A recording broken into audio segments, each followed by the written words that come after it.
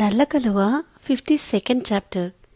ఇదేంటి ఇంత సాడిస్లా ఆలోచిస్తుంది అనుకుని, అమ్మో దీనితో కొంచెం జాగ్రత్తగానే ఉండాలి, సంసారానికి పనికిరాడు అని చెప్పడం కాదు, పనికి రాకుండా చేసినా చేస్తుంది అని నిట్టూరుస్తూ తను కూడా ఇంట్లోకి నడుస్తాడు వేద్బాబు.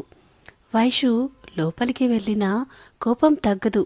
ఒక్కసారి మంచోడు అనుకున్నానో లేదో మళ్ళీ తిక్క చూపించాడు, నా తిక్కమొగుడు అని తిట్టుకుంటూ శారీ చేంజ్ చేసుకుని నైట్ డ్రెస్లోకి మారిపోతుంది.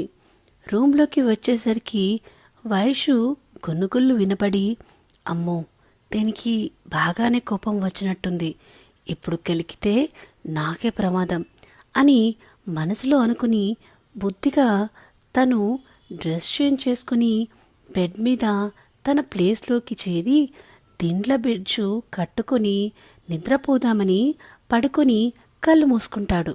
వెంటనే తన మీద ఏదో పడినట్టు అనిపించి కళ్ళు తెరిచి చూసేసరికి దిండ్ల బ్రిడ్జు మొత్తం కూల్చేసి కోపంగా తనని చూస్తూ ఉంటుంది.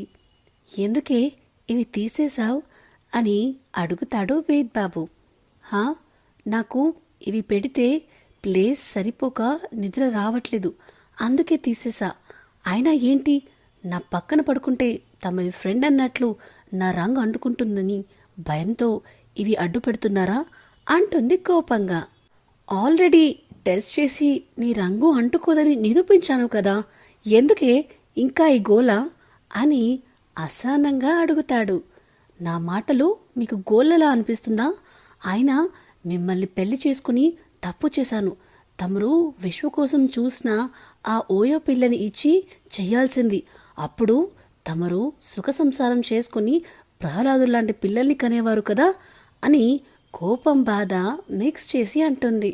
చిచి, నేను ఆమెను చేసుకోవడం ఏంటి అంటూ చిరాగ్గా ఫేస్ పెడతాడు.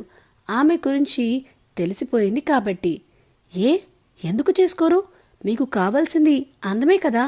ఆవిడ ఓయోలో ఉన్న ఎక్స్పీరియన్స్తో మీతో బాగా కోఆపరేట్ చేసేది.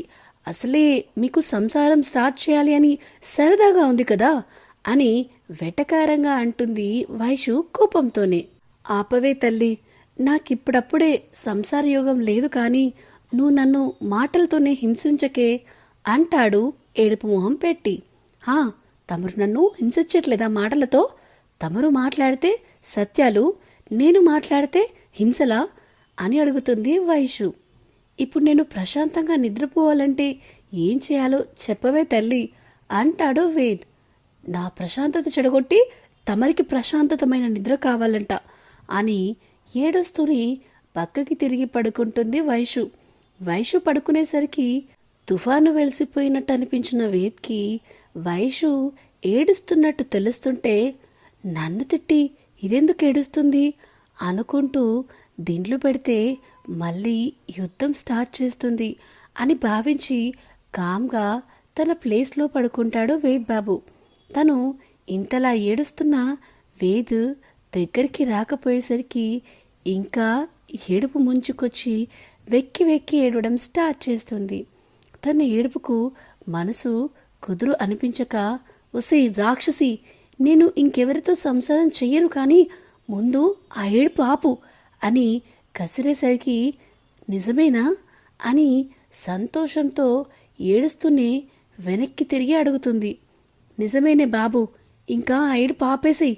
నువ్వు పడుకొని నన్ను పడుకోనివ్వవే, మళ్ళీ ఆఫీస్ అంటూ పొద్దున్నే లేవాలి అని బ్రతిమిలాడినట్టు అడగగానే ఓకే అని కళ్ళు తుడుచుకుని వేద్ వైపు తిరిగి నవ్వుతూ గుడ్ నైట్ చెప్పి వేద్కి బీపీ పెంచి మరీ పడుకుంటుంది వైషు.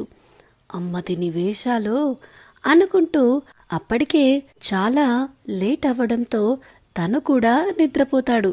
నిహారిక నిద్రలేచి బెడ్ మీదే కూర్చుని ఇంకా లేవని విశ్వని చూస్తుంది. నిన్న నన్ను చూపులతోనే ఎంత భయపెట్టాడు, ఇప్పుడు చూడు ఎంత బుద్ధిమంతుడ్లా పడుకున్నాడో అని గొనుక్కుంటూ అలాగే చూస్తూ ఉంటుంది.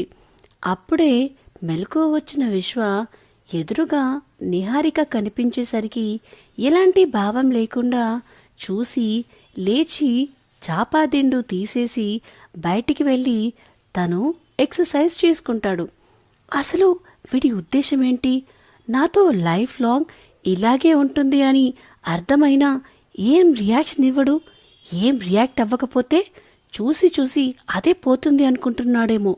అంత ఈజీగా వదిలే రకాన్ని కాదు నేను అని ఎప్పుడు అర్థం చేసుకుంటారో అనుకుంటూ, అయినా మన మెయిన్ టార్గెట్ వేద్ కదా, తనకి బుద్ధి చెప్పాలి ఎలా అని ఆలోచిస్తూ ఒక ప్లాన్ మైండ్లో మెదిలి కన్నింగా నవ్వుకొని ఫ్రెష్ అవ్వడానికి బాత్రూంలోకి వెళ్తుంది. ఉదయం తనకి మెలకువ వస్తూ ఉంటే తన చేతికి ఏదో మెత్తగా తగులుతున్నట్టు అనిపిస్తుంది వేద్ బాబుకి. ఏంటిది ఇంత సాఫ్ట్గా ఉంది అనుకుంటూ కళ్ళు తెరిచేసరికి ఎదురుగా ముద్దుగా కనిపిస్తూ ఉంటుంది వైషు మొహం చాలా దగ్గరగా. ఒక క్షణం ఏం అర్థం కాక అలాగే చూస్తూ, అసలు నాకెందుకు ఇది ఇంత అందంగా కనిపిస్తుంది అని అనుకుంటూనే తన చేయి దగ్గర మెత్తగా ఉన్న ప్లేసు ప్రెస్ చేస్తూ ఉంటాడు. అసలేంటిది అని కిందికి చూసేసరికి వైషు నడుము వేద్ చేతిలో బందీగా ఉంటుంది. ఓ, దీని నడుమా? అయినా దీని బాడీ మొత్తం సాఫ్ట్గానే ఉంటుంది. ఇంకా ఈ నడుము కాస్త ఎక్కువ సాఫ్ట్గా బ్రెడ్లా ఉంది అనుకుంటూ నొక్కుతూ ఉండేసరికి వైషుకి కూడా మెలకువ వచ్చి కళ్ళు తెరుస్తుంది. ఎదురుగా వేద్ కనిపించేసరికి చిన్నగా నవ్వుతూ గుడ్ మార్నింగ్ అని చెప్తుంది. గుడ్ మార్నింగ్ అని చెప్పి స్పృహలోకి వచ్చి వెంటనే వైషుని పక్కకి నెట్టి లేచి కూర్చొని కోపంగా చూస్తూ ఉంటాడు వైషు పాపని. సో ఇదేనండి నల్ల కలువ 52nd చాప్టర్. మళ్ళీ తిక్క నిద్ర లేచినట్టుంది మన వేద్ బాబుకి. ఎలా ఉంది ఎపిసోడ్? మీకందరికీ ఈ స్టోరీ నచ్చుతుందని ఆశిస్తున్నాను. ఇలాంటి కొత్త కొత్త కథల కోసం, కొత్త కొత్త అప్డేట్స్ కోసం మన channel the novel whisperer with విన్యాని సబ్స్క్రైబ్ చేసుకోండి. సో దాట్ ఫ్యూచర్ అప్డేట్స్ అన్నీ మీకు రెగ్యులర్గా వస్తుంటాయి.